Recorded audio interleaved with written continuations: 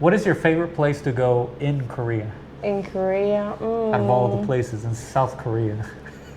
I love go camping actually. So Camping? yeah, like go near ocean.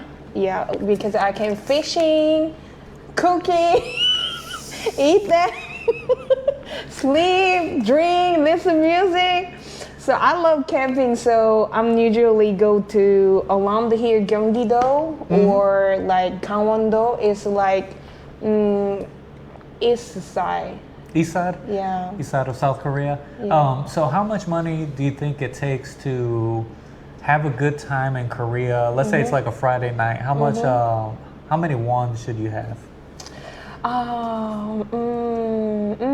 It's hard. It depends on where you guys are going, but maybe just 100 or like for sleep together, like hotel something like 200. Yeah. 200. Yeah.